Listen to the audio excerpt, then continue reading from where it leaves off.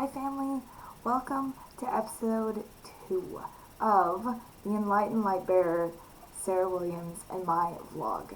Today, I thought it would be really interesting to discuss the next steps in my Illuminati journey as to what are some of the things that I've learned and where was I once and what am I a believer in now and how have my values changed, how has my life changed, how has my mindset changed, how has my parenting changed, how have my relationships with others changed, how has my relationship to money changed, how has all of this changed since I became a loyal follower of light.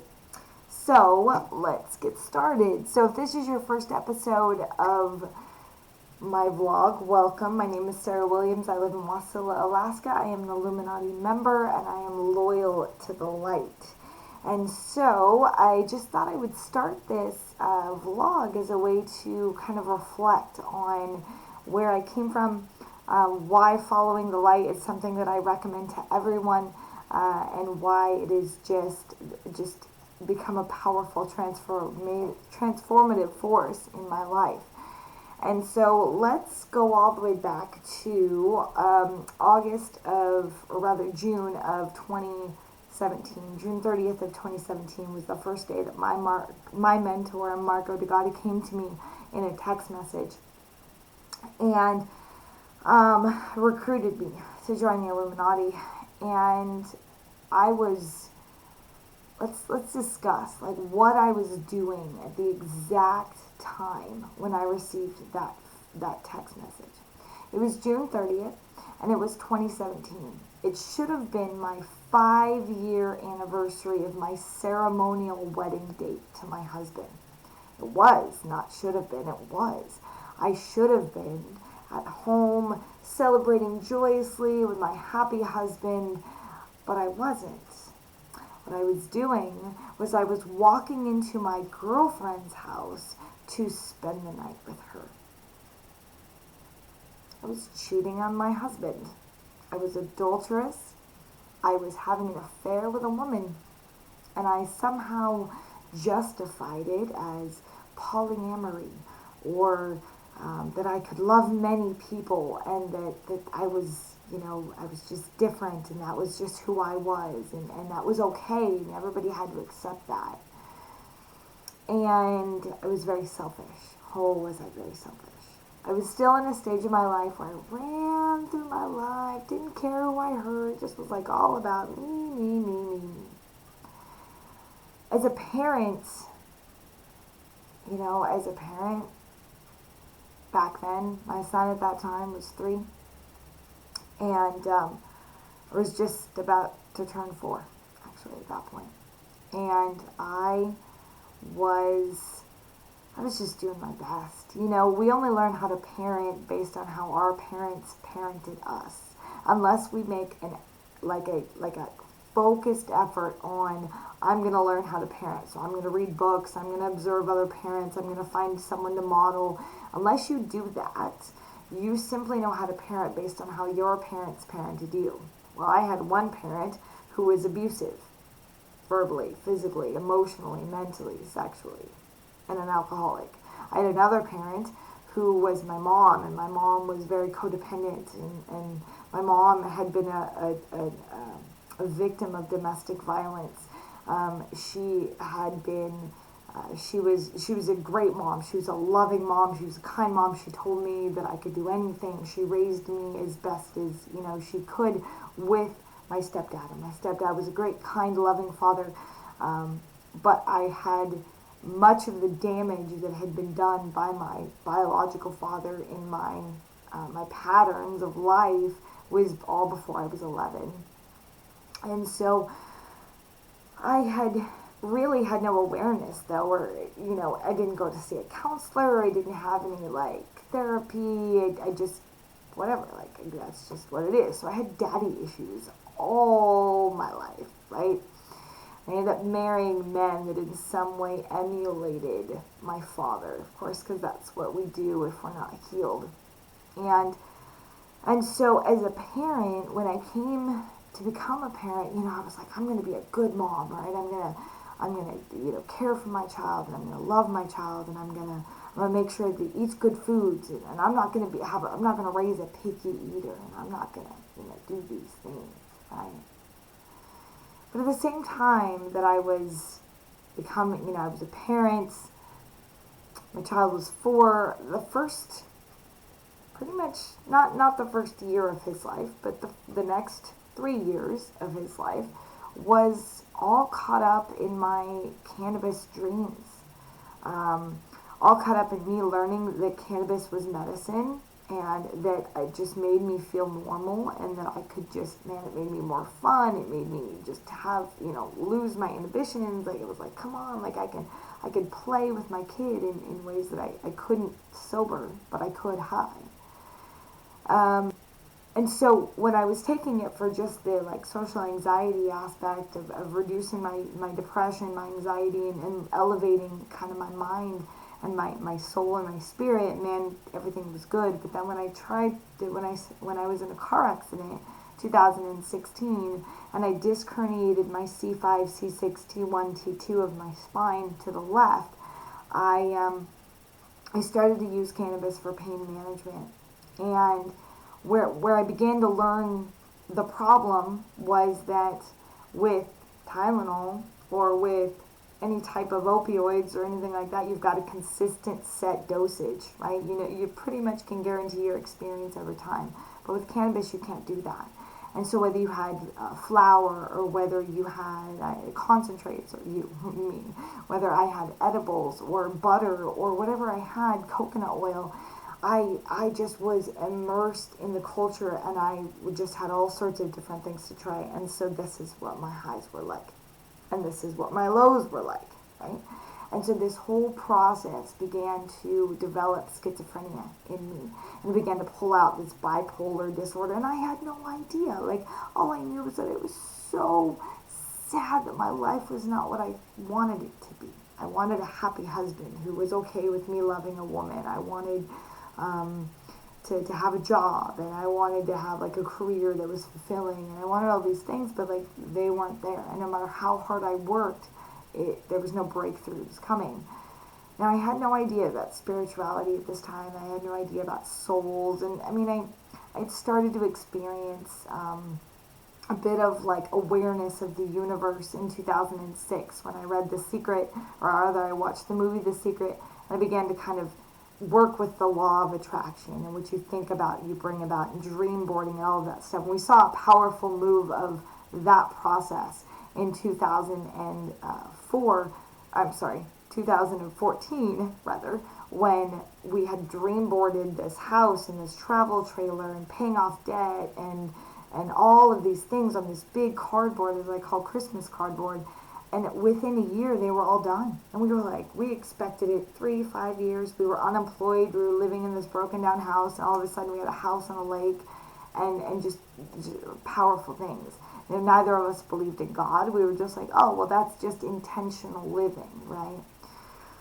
So when I came to know the Illuminati, I had this like sense of calling on my life, because I had known what cannabis was doing for me.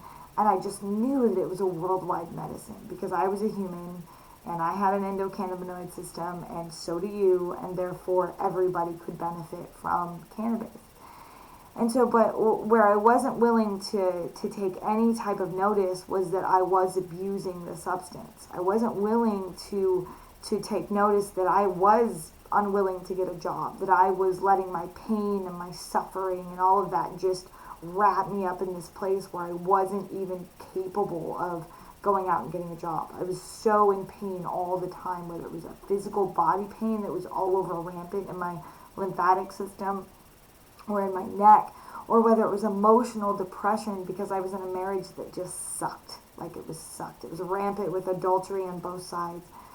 And I was in a bad place, but I knew that if I was gonna like get big, and man, if I could just make money, then my husband would love me again. And that was my reality. And so the Illuminati, like the allure of wealth and fame, just came to me. Yes. But it was more than that for me. I knew that I was part of something bigger. I knew that, like, I knew I needed power. I knew I needed reach. I knew I needed exposure to be able to get my idea of the legalization of cannabis globally out there. And so as I started to meditate, though, so I was in my car accident December of 2016. And then January 15th was my first meditation where I heard about meditating for pain, for chronic pain. So I'd get high and then I would meditate, and I would just do this thing where I would like rotate my neck, and I would just clear my mind and rotate my neck, and just started unpacking myself and listening to my inner compass. Just listen. I had no name for the inner compass at that time, but I just started listening. And it started to tell me to do things. And so I would move, and I would make choices, and I would move, and I'd read and so I got all caught up in this relationship with a man that was part business, but part friendship, and a little too much emotional affair. And he told me he was going to help save my mortgage, and it was just a very strange, messy situation. And so the problem is I trusted so much. I was so naive. I was so willing to just trust everybody, and share my whole life story with everyone. And it got me hurt over and over and over again. And so when the Illuminati found me, when Marco found me on that day, man, I was at the deepest, like what I thought then was, just a really dark place, but I didn't even see it as dark. I was like, man, like I'm top of the world, like I got a girlfriend, I got a husband, like things are good, but they're not. Like I was in so much denial about my life at that time. And so I jumped on though. I was like, sure, I'll do what you want. Like, just come on, I need the money. Like, give me the money. Like, what do we need to do? Like, I want to join now, right? Many of you are in that same spot where you're like, I want to join right now. Like, I'm expecting the Illuminati to be some sort of a bank. That was me. And so I jumped in for ranking membership. I wanted ranking membership. I didn't want citizen membership. I didn't want to just be like, okay, well, no, like I knew that I had a political, governmental anointing on my life. I knew it. I didn't know anything about anointings at that time, but I had that calling. I knew, like when I was a little girl, I said I wanted to be president of the United States. Now I want to be president of the world. Okay, so there was that thing that was like calling me, and so I but all the while, my relationship with my husband was falling apart. The worry over where the mortgage payment was going to come from, the disdain that he had for me because I wouldn't go get a job, because he didn't understand the damage that was going on in my body, and the pain and the suffering, and just getting through a day, what it was like. He didn't understand. He was on the outside, and it just looked like I was lazy, and it just looked like I was not capable to do anything. And I very distinctly remember at one point my husband's stepson from a previous marriage at 26 had moved in with us, and the lust that was in me had begun to lust for him, and it was a horrible situation for me, actually. I just immature and childish. And well, anyway, there was a time where like I couldn't do the same kinds of like house picking up things or cleaning kinds of things that I used to do, because I was so racked with physical pain from this neck injury and from what was going on in my body.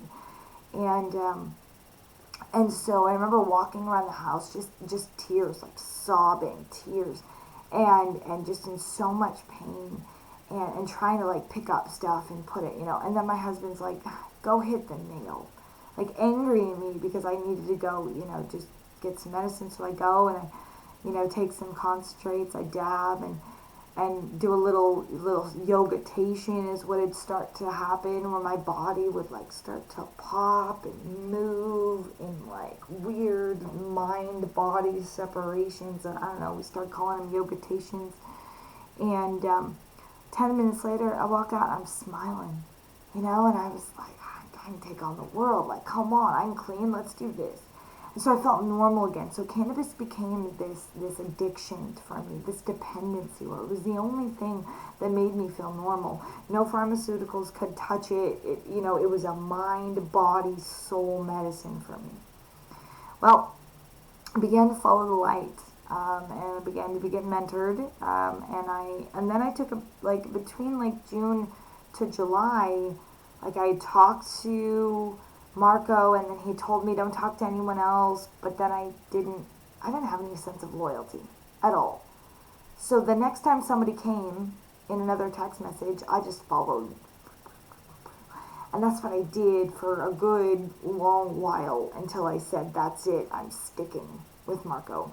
So like I would do this where I would follow these people that would come to me in the name of the light, and they would lead me on rabbit trails, and thus I would lead everybody around me on rabbit trails, and I would promise them that the money was coming, or that I'm going to Germany, or like, oh my gosh, like delusional kinds of things.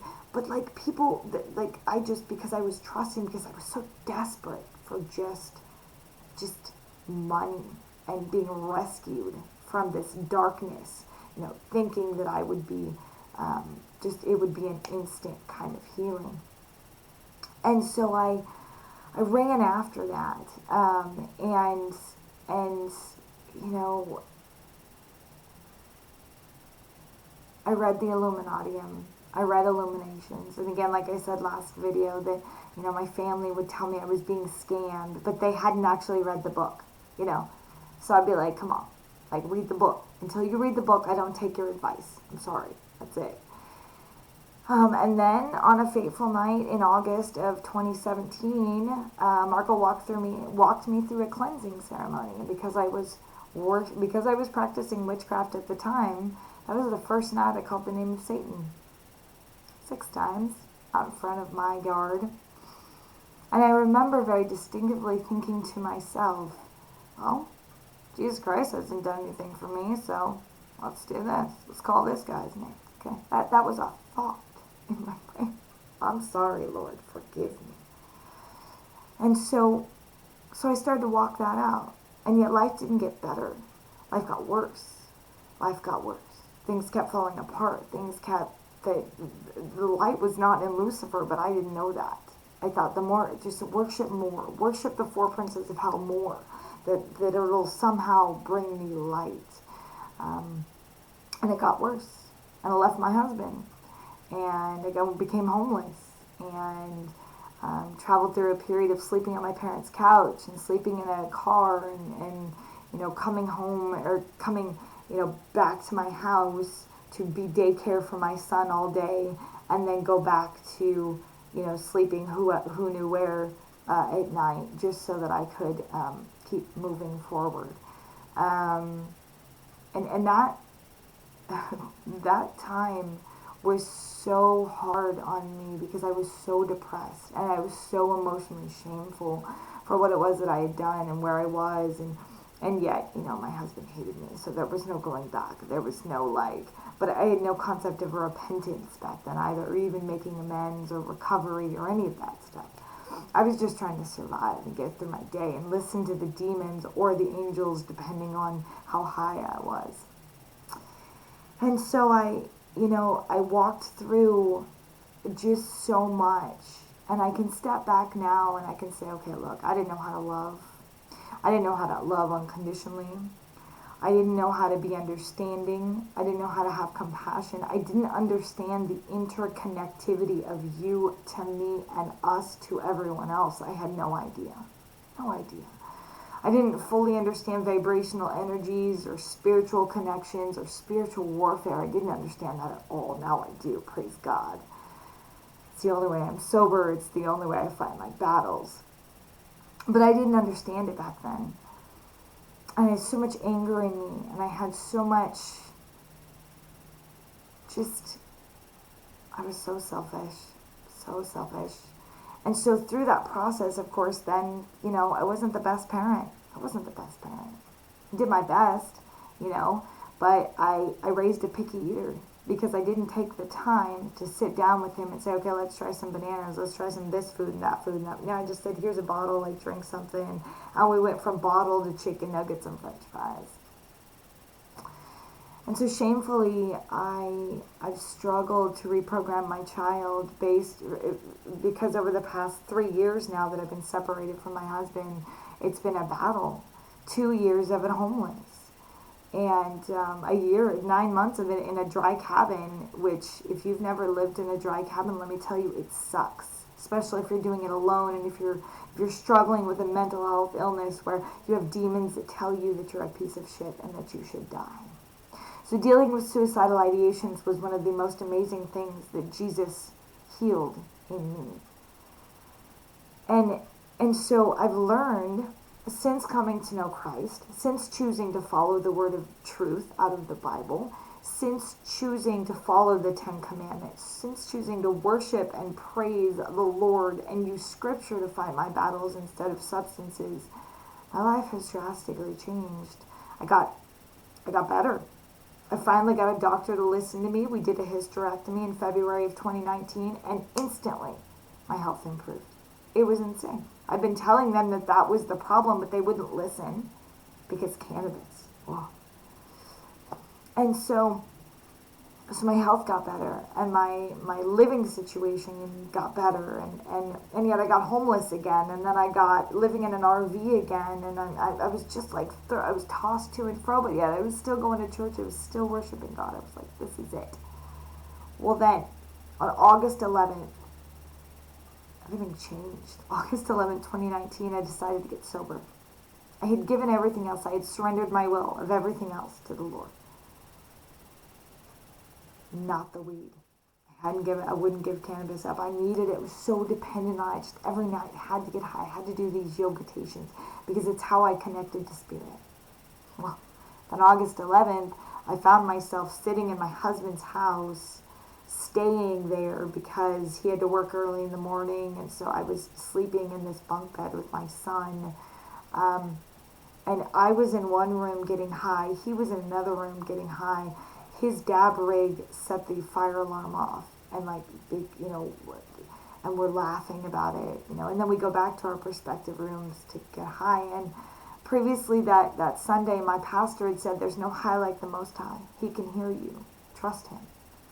And I was done. I was so done that the pain of my life had overcome the fear to change. So I said, okay, I'm done. And 2 days in, and I'll tell you, it sucked. First 2 days really sucked. Like, I walked around kind of in a haze, but I was like, God, we can do this, we can do this, we can do this, come on. And since then, I haven't looked back. I go to my husband's house, I see triggers all over the place. He's got weed everywhere. I don't have no desire. There was a couple of weeks ago, there was a desire where I was like, oh man, just that spiritual connection. So that simply meant to me I wasn't worshiping enough. I wasn't meditating enough. I needed to get in the Word. I needed to get connected. I didn't need a drug to do that. I just needed to take the time to do it. So I've learned to love. I've learned to lead. I've learned to fight my battles in different ways. The light has taught me to overcome sins like homosexuality and say, look, God, why? Oh, because balance. We need balance in the world so that we can have godly children and continue the procreation of the species. Oh, that makes sense. All right. And so all of these things healed in me one piece at a time. And they keep getting healed. And every time I go to a prophetic conference or I get a prophetic word or I get slain in the Holy Spirit, I've got the Pentecostal fire on me and I am just walking in healing. And so by the power of Jesus Christ and by the authority of His name, have I seen this healing in my life. So I once believed the light to be Lucifer, and now I know the light to be Jesus. And so I'm not in a space where I will tell you that, my God's better than your God, except that's how I feel. Okay? You get to choose your journey, your walk. Okay? But I know what following the light has taught me, that Jesus is the only way to get free of your addictions, of your afflictions, of your illnesses, your sickness, your mental demons, all of it. Jesus is the way to get free. Jesus is responsible for this. Jesus is responsible for this, right? No, wait, this right here, but that guy too. Right there, this guy, right? I can't do it. Okay, I don't know. Can't even see this. All of this, Jesus is responsible for. And so, every video that I'm going to be putting up here is going to be a bit of a ministry for the Lord. Because of what he's done in my life. Saved me from pornography and prostitution. Saved me even on Twitter from a horrible bestiality that I didn't even know was something that was like horribly sinful. It was just because I was so unawakened. And then I was like, whoa, that's not cool, dude. Not cool at all. And now I know. Now I'm healed and whole and sealed and delivered. And so I just encourage you, if you are curious about the Illuminati, if you're like, what is this following the light thing? Well, I'll tell you, it's life-changing. It's transformative. But you gotta do it. You don't get to you don't get to like sign up, get an email, and get a check. It doesn't work out like that. Okay? You've got to put in the work. You gotta break down your walls and rebuild the ones that matter. Okay? You've got to create some non-negotiables in your life. You know what's a non-negotiable in my life? I don't support anything that supports abortion or war. Why? Because they kill human lives, and we need to save as many human lives as we can. The coming age is going to be bloody. The book of Revelation says it will. So I need as many of you to awaken right now and see the light in the distance and chase after it fearlessly. Don't care what the people around you think. Run. Go. Just chase it. Go, okay. All right. What's the next one? What's my next step? What's my next step? What's my next growth? What's my next level? Take it. Enlighten it. Go, go, go, go, go. Because there's no time. There's no time to wait around for other people to do something for you. Do it. If you feel a calling on your life, follow it. Don't just wait. Don't sit back and go, oh, well, the Illuminati, they're going to send me a message and then I'll know what to do next. No, find it. Go within. Follow your light. Go, what's my next step? What do I need to do? Your spirit knows. Your spirit knows, and your spirit is craving to be set free from the demonic bondages of darkness that you've wrapped it in. The chains of addiction and violence and anger and trauma and all of that you've allowed to just wrap around your soul and grip it, set it free. And in Jesus' name, can you do that? So my friends, this episode is done. But we're only just beginning in the journey. So I'll continue this week with kind of discussing the journey and discussing kind of these lessons that I've learned as I've gone through.